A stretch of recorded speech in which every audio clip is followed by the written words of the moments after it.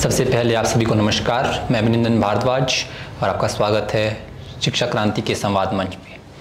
तो जैसा कि कुछ दिनों पहले शिक्षा क्रांति ने एक पुस्तकालय आरंभ किया था, तो कई छात्र और छात्राओं ने यहाँ से किताबें ली थी पढ़ने के लिए। तो आज हम एक ऐसी छात्रा से जुड़े हैं जिनका नाम है दिव्यानी। तो हम इनसे जानेंगे कि इन्होंने कौन सी किताब यहाँ से ली थी और उसमें इन्होंने कहाँ तक पढ़ा है और क्या क्या पढ़ा है। मैंने यहाँ से महात्मा गांधी की आत्मकथा किताब ली थी और मैंने उनके बारे में पढ़ा है। पहले मैं उनके जीवन, उनके माता पिता के बारे में बताऊंगी। महात्मा गांधी कहते हैं कि पहले उनके जो फैमिली थी वह पंसारी का धंधा करने वाली थी, लेकिन 3 पीढ़ियों से उनका परिवार दीवान का कार्य कर रहा था। वह अपने पिता के बारे में बताते हैं कि उनके पिता दयालु स्वभाव के थे, वह कभी रिश्वत नहीं लेते थे, इसीलिए वह अपने बच्चों के लिए ज़्यादा संपत्ति छोड़ के नहीं गए थे। वह अपनी माता के बारे में बताते हैं कि उनकी माता पुतलीबाई साधारण विचारों की स्त्री थी। वह धार्मिक संबंध से जुड़ी हुई थी। वह उपवास आदि में अत्यधिक विश्वास रखती थी। एक बार चंद्रयान का व्रत रखती है उनकी माता, और उस दिन वह व्रत ऐसा होता है कि जब तक वह सूर्य को नहीं देखती ना वो पानी पिएगी ना खाना खाएगी। तो महात्मा गांधी जब बाहर होते हैं तो सूरज आता है, लेकिन और वह उत्साह से अपनी माता के पास जाते कि माता देखो सूरज आ गया है, लेकिन जब उनकी माता बाहर आती है तो वह सूरज छिप जाता है। तब उनकी माता उदास हो जाती है और वह कहती है कि कोई नहीं, चलो आज भी भूखे पेट सो लिया जाए। और फिर महात्मा गांधी अपनी स्कूली शिक्षा के बारे में बताते हैं कि उनकी प्रारंभिक शिक्षा पोरबंदर में हुई थी, लेकिन वह कक्षा में साधारण श्रेणी के विद्यार्थी थे। उन्हें सिर्फ पहाड़े आते होंगे और वह कहते हैं कि मैंने जो बुरी चीज़ सीखी थी वह थी कि मैंने पढ़ने का तो अभी कुछ सीखा नहीं था, लेकिन अपने छात्रों के साथ अध्यापकों को गाली देना अच्छी तरह से सीख लिया था। उसके बाद उनके पिता का तबादला राजकोट होता है और वहाँ भी उन्हें स्कूल में दाखिल किया जाता है। वहाँ वह साधारण श्रेणी के विद्यार्थी थे, वह शर्माते थे। और एक दिन जाइलस विश्वविद्यालय के प्रोफेसर थे, वह उनके स्कूल उनका निरीक्षण लेने आते हैं और वह उन्हें कैटल शब्द की स्पेलिंग लिखने को देते हैं। वह 5 विद्यार्थी पहली कक्षा में बैठे होते हैं। महात्मा गांधी के शिक्षक उन्हें इशारा करते हैं कि तुम गलत लिख रहे हो, दूसरे छात्रों की नकल करके लिख लो। लेकिन महात्मा गांधी उस समय समझ नहीं पाते हैं और वह कहते हैं कि मैं नकल करना, मैं इतना बड़ा हो गया लेकिन मैं नकल करना अभी तक भी नहीं सीखा। और बाद में वह कहते हैं कि मेरे शिक्षक ने मुझे गलत काम करने को कहा कि नकल कर, लेकिन कभी भी मेरे मन में उनके लिए बुराई की इच्छा नहीं जागी, क्योंकि बड़ों और शिक्षकों का आदर एवं सम्मान करना, यह रुचि मुझ में बचपन से थी। उसके बाद महात्मा गांधी अपने बाल विवाह के बारे में बताते हैं। वह कहते हैं कि 13 वर्ष की आयु में मेरा विवाह कस्तूरबा नामक स्त्री से हुआ था। वह कहते हैं कि इससे पहले मेरी 2 सगाई हो गई थी, वो भी 7 साल की उम्र में। 7 साल की उम्र में उनकी तीसरी सगाई हुई थी, उनसे पहले सगाई हुई थी, लेकिन जो वो 2 स्त्रियाँ थी वह मर गई थी, इसलिए उनकी शादी नहीं हुई थी। महात्मा गांधी अपनी शादी के बारे में बताते हैं कि मुझे खुद पर दया आती है कि मैं इतना छोटा सा बालक और मेरी शादी निश्चित हो गई, लेकिन मुझे शादी के बारे में तो कुछ जानकारी नहीं थी। मुझे तो बस यह था कि बैंड बाजा बजेगा, मैं घोड़ी चढ़ूँगा, मुझे अच्छा खान पान मिलेगा। और महात्मा गांधी और उनके मंझले भाई और उनके काका के बेटे का विवाह बड़े घर वालों ने ही निश्चित कर लिया था कि एक साथ होगा। महात्मा गांधी कहते हैं कि उनके विवाह के दौरान उनके पिता को काफ़ी चोट आ गई थी, लेकिन उन्हें तो सिर्फ शादी की उत्सुकता थी। उन्होंने पिताजी की चोट को अनदेखा कर दिया। पिताजी भी खुशी खुशी शादी में शामिल हो गए थे। और फिर महात्मा गांधी अपने पतित्व जीवन के बारे में कहते हैं कि मुझ में विवाह के बाद थोड़ा अहंकार आ गया था। मैं सोचता था कि मेरी पत्नी बाकी लोगों से ना मिले, अगर वह कहीं जा रही हैं तो उससे मेरी आज्ञा लेनी चाहिए। फिर वह अपनी पत्नी के बारे में कहते हैं कि वह बिल्कुल साफ दिल की औरत थी, इसलिए वह क्यों मुझसे आज्ञा लेती, अगर उसे कहीं मंदिर जाना है या फिर किसी से मिलना जुलना है, इसलिए वह बगावत करती थी। महात्मा गांधी फिर हाई स्कूल के बारे में बताते हैं। महात्मा गांधी कहते हैं कि जिस वक्त मेरा विवाह हुआ उस समय मैं हाई स्कूल में था। विवाह के कारण मेरा 1 साल लगभग नष्ट होने को आ गया। मंझले भाई पर तो उनके विवाह का असर यह हुआ कि वह उसके बाद पढ़ाई नहीं कर सके। फिर महात्मा गांधी कहते हैं कि हाई स्कूल में वे होशियार हो गए थे और उन्हें पुरस्कार भी मिलते थे, छात्रवृत्तियाँ मिलती थी। महात्मा गांधी कहते थे कि मुझे कभी घमंड नहीं हुआ कि मुझे इतनी छात्रवृत्तियाँ मिल रही हैं। बल्कि उन्हें आश्चर्य होता था कि 40-50 छात्रों में से मुझे छात्रवृत्ति मिली है। और फिर महात्मा गांधी कहते हैं कि इस दौरान उनकी मित्रता हुई थी। उन्होंने 2 मित्र बनाए थे।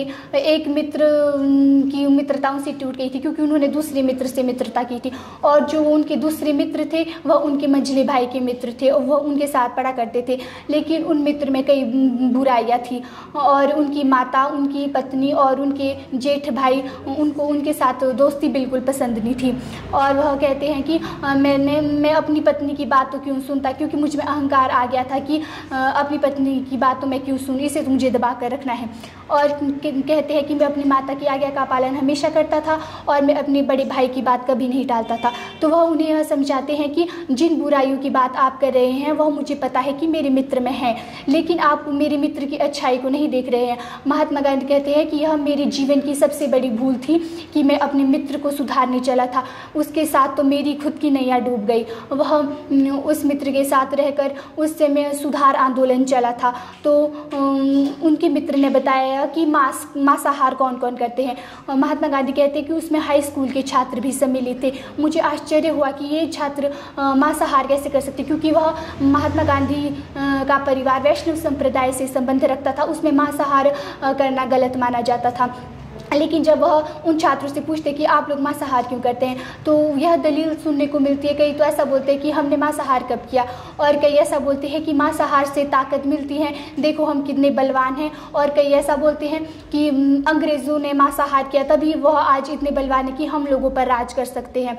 तब महात्मा गांधी कहते हैं कि मुझे यह सुनकर थोड़ा आश्चर्य हुआ। मुझे मांस खाने का तो कोई शौक़ नहीं था, ना ही उसकी सुगंध इतनी अच्छी लगती थी कि मैं मांस खाऊं, लेकिन मैं इस बात से प्रेरित हुआ कि ये लोग ऐसे बलवान मांस खाने से हैं, मैं तो इतना दुबला पतला हूँ। मुझे मतलब महात्मा गांधी को हर चीज़ से डर लगता था। वह सांप से डरते थे, वह अंधेरे में कहीं नहीं जाते थे। वह कहते हैं कि मुझसे ज़्यादा बलवान तो मेरी पत्नी थी, और मैं ना शर्म के मारे मैं उसे भी नहीं बता सकता था कि मैं इन चीज़ों से डरता हूँ। तब उनके मित्र उन्हें प्रेरित करते हैं कि तुम्हें मांसाहार करना चाहिए। महात्मा गांधी कहते हैं कि मैंने मांसाहार करने के लिए इसलिए प्रेरित हुआ कि अगर मैं मांसाहार करूँगा तो हम एक दिन अंग्रेज़ों को भगा देंगे। मेरे अंदर सुधार आंदोलन की एक भावना जगी।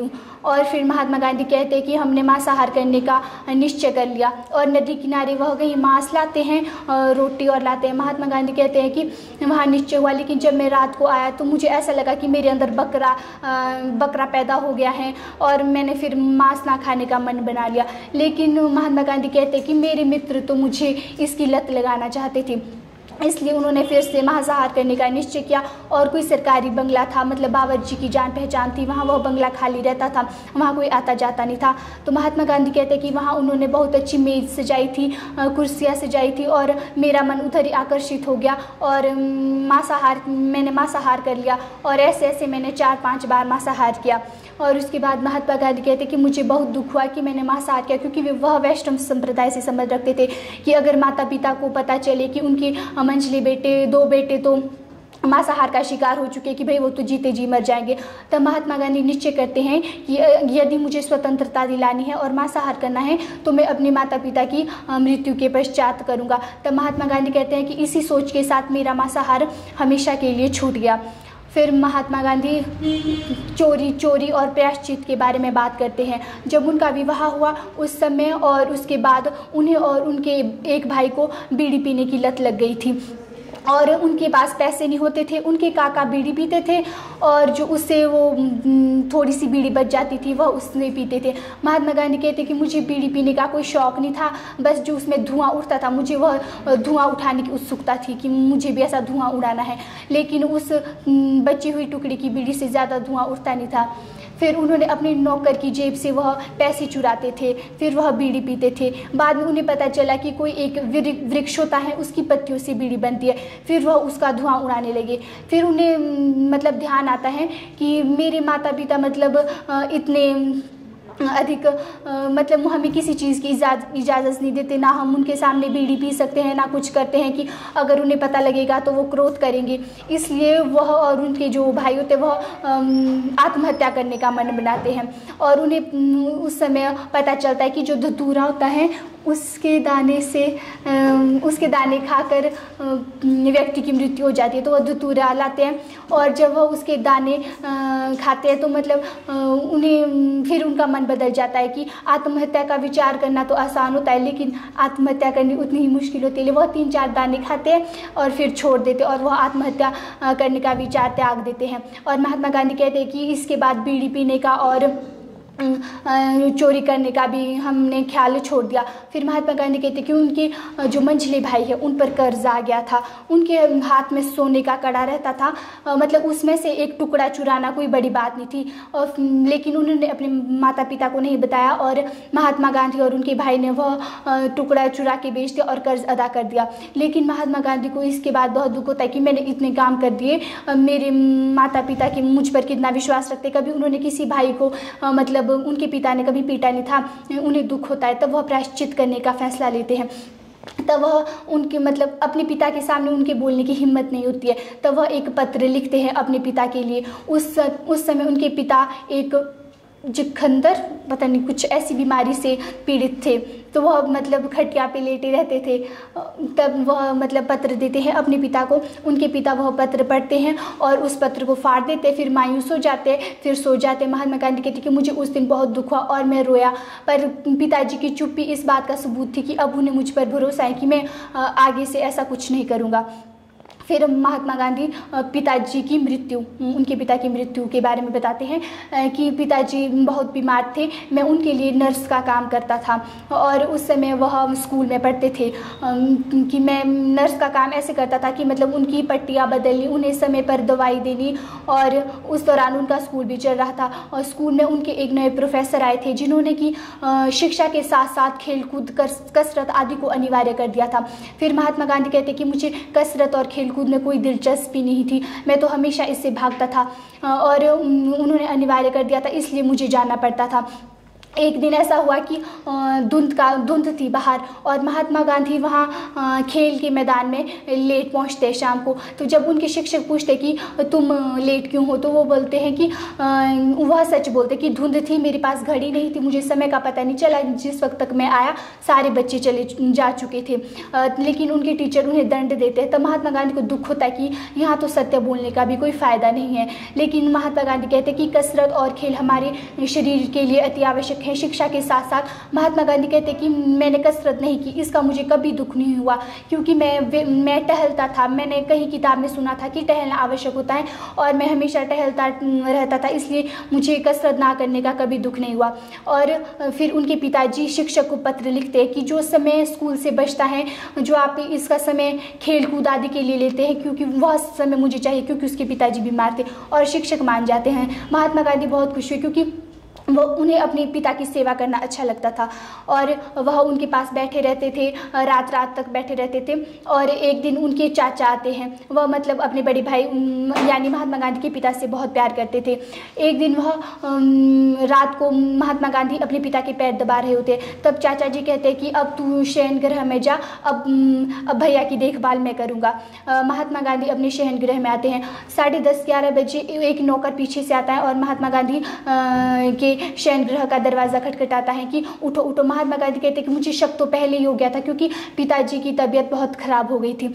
और जब वह आते हैं तो उनके चाचा उन्हें समाचार देते हैं कि अब तुम्हारे पिता इस दुनिया में नहीं रहे। महात्मा गांधी कहते हैं कि मुझे यह सुनकर बहुत दुख हुआ क्योंकि उनके अंतिम क्षण में मैं वहाँ नहीं था। अगर मुझे शयन गृह में जाने की इच्छा ना होती तो मैं अंतिम समय में भी अपने पिता के पांव दबा रहा होता। तो जैसा कि आपने बहुत अच्छे से विस्तार पूर्वक वर्णन किया महात्मा गांधी जी की ज़िंदगी का, लाइफ का, तो मैं आपसे जानना चाहूँगा कि आपने जितना अभी तक पढ़ा है, आपने उसमें से क्या चीज़ें सीखी है महात्मा गांधी जी के जीवन से? सबसे पहली तो ये कि गलती हर मनुष्य से होती है। जैसे उन्होंने मांसाहार किया, उन्होंने बीड़ी भी की, चोरी भी की, लेकिन उन्होंने प्रायश्चित किया उस बात का। मतलब वह अच्छी बात लगी मुझे कि हमें गलती हर इंसान से होती है, लेकिन उसके प्रायश्चित करने की हिम्मत भी हम में होनी चाहिए कि हम अपनी गलती को कबूल कर सकें। बुरी संगत से दूर रहना चाहिए। जैसे उन्होंने अपने मित्र के बारे में बताया, अभी तो उन्होंने अपने मित्र के कुछ ही प्रसंग बताए। वह कहते हैं कि आगे अभी ऐसे प्रसंग और आएंगे जो कि मेरा मित्र मुझसे गलती करवाता है। वह चले तो अपने मित्र को सुधारने थे, लेकिन खुद उनकी नैया में डूब गए। इसलिए हमें हमेशा अपने जैसी संगति रखनी चाहिए, बुरी कुसंगति से दूर रहना चाहिए, अच्छे मित्र बनाने चाहिए। साथ ही में यह प्रश्न है कि क्या आपको लगता है कि आपको इस पुस्तकालय से फ़ायदा हो रहा है? हाँ, मुझे लगता है कि इस पुस्तकालय से मुझे फ़ायदा हो रहा है। अभी मैं महात्मा गांधी की पुस्तक, आत्मकथा पुस्तक पढ़ रही हूँ। जब वह ख़त्म हो जाएगी तो मैं यहाँ से और भी पुस्तकें ले जाऊँगी। बहुत बहुत धन्यवाद दिव्यानी जी। आप अपने मित्रों और सहपाठियों को आप क्या संदेश देना चाहेंगे और इस पुस्तकालय से के बारे में? मुझे लगता है कि सभी लोगों को पुस्तकें पढ़नी चाहिए। मतलब दूसरों के जीवन से हमें प्रेरणा लेनी चाहिए कि उनके जीवन में क्या हुआ, उन्होंने क्या गलतियाँ की, और हमें वैसी गलतियाँ नहीं दोहरानी चाहिए और पुस्तकें पढ़नी चाहिए, क्योंकि कहा भी जाता है कि पुस्तकें हमारी सबसे अच्छी मित्र हैं। तो जैसा कि दिव्यानी ने बहुत अच्छे से वर्णन किया महात्मा गांधी जी की ज़िंदगी का एक एक चीज़, तो ये एक जीता जागता सबूत हमारे सामने है कि ये पुस्तकालय तरक्की कर रहा है। और मैं आप सभी से अनुरोध करता हूं कि आप भी इस पुस्तकालय का फ़ायदा उठाएं, जितना हो सके इस पुस्तकालय से फ़ायदा उठाएं, नई नई किताबें यहाँ से ले जाएं। जैसे कि दिव्यानी जी ने बहुत अच्छे से एक एक चीज़, एक एक अंतरा जो महात्मा गांधी जी की ज़िंदगी का है, सब कुछ इन्हें अच्छे से याद है। अच्छा लगा सुनकर। तो मैं आप सभी लोगों से अनुरोध करता हूँ कि आप भी आए प्लीज़ और यहाँ से पुस्तकें ले जाएँ। बहुत बहुत धन्यवाद। जय हिंद, जय भारत, जय विश्व।